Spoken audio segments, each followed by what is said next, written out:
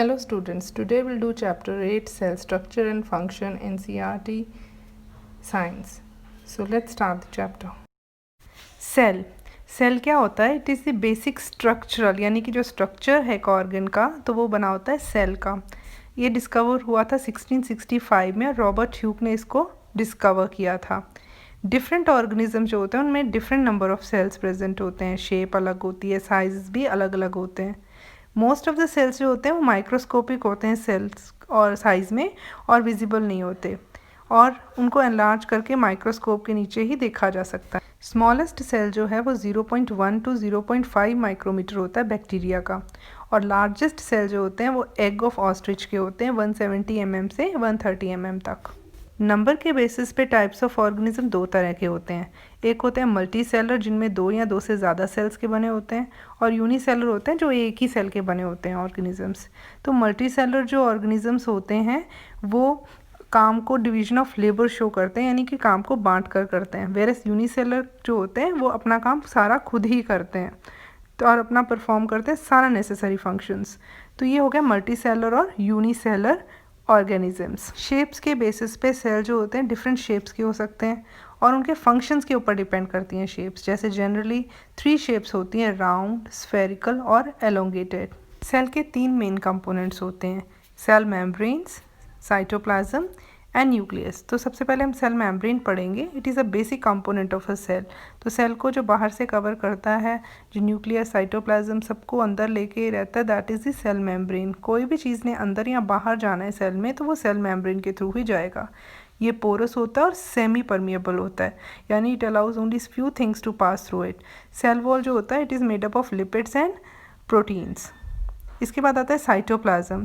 Cytoplasm jelly like substance है, और ये सेल मेम्ब्रेन और न्यूक्लियस के बीच में प्रेजेंट होता है, और खूब सारे ऑर्गेनालीज जो होते हैं जैसे माइटोकॉन्ड्रिया, गोल्जी बॉडीज़, वो सब इसमें पड़े होते हैं। प्रोटोप्लाज्म क्या होता है? Entire content of a living cell, ठीक है, that is known as protoplasm, और उसको लिविंग सब्सटेंस ऑफ सेल भी बोलते हैं, और परकिंजी ने प्रोटोप्लाज्म को डिस्कवर किया था। Next comes the nucleus. Nucleus generally spherical shape में होती है, और ये सेंटर में सेल के बिल्कुल प्रेजेंट होती है, और इसको साइटोप्लाज्म से एक मेम्ब्रेन सेपरेट करती है जिसे हम न्यूक्लियर मेम्ब्रेन कहते हैं, जो पोरस होती है और मटेरियल्स को साइटोप्लाज्म में और न्यूक्लियस में आने जाने में हेल्प करती है।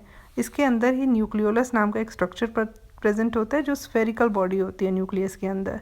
न्यूक्लियस जो होती है उसे हम डायरेक्टर ऑफ सेल भी बोलते हैं, और ये inheritance of characters of parents to offspring, यानी कि पेरेंट्स से जो कैरेक्टर ऑफस्प्रिंग में जाते हैं उसमें हेल्प करता है। इसके अलावा it also acts as a control centre of the activities of the cell, यानी कि सेल की सभी एक्टिविटीज़ को कंट्रोल करता है। कि न्यूक्लियस के अंदर होते हैं क्रोमोसोम्स। क्रोमोसोम्स जो होते हैं वो थ्रेड लाइक स्ट्रक्चर्स होते हैं, और वो जीन्स कैरी करते हैं जो इनहेरिटेंस यानी कि transfer of character from parents to offspring तक करने में हेल्प करते हैं। क्रोमोसोम्स जो होते हैं उनको हम तब देख सकते हैं जब वो रॉड शेप स्ट्रक्चर हो जाते हैं, और वो सेल डिवीजन के टाइम पे होते हैं। तो जीन्स जो होते हैं they are the unit of inheritance in living organism, और ये जीन्स जो होती हैं क्रोमोसोम्स के ऊपर प्रेजेंट होती हैं।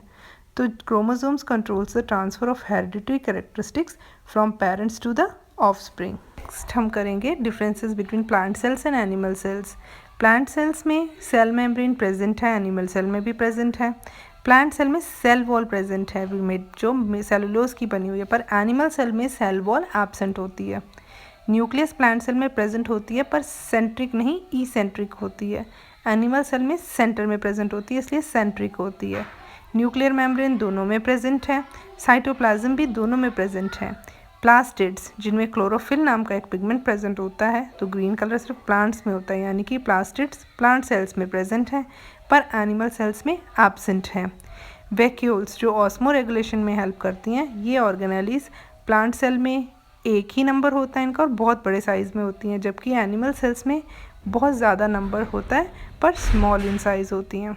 सेल्स को हम प्रोकैरियोट और यूकैरियोट के आधार पर भी बांट सकते हैं, तो ये न्यूक्लियस के स्टाइल के ऊपर है।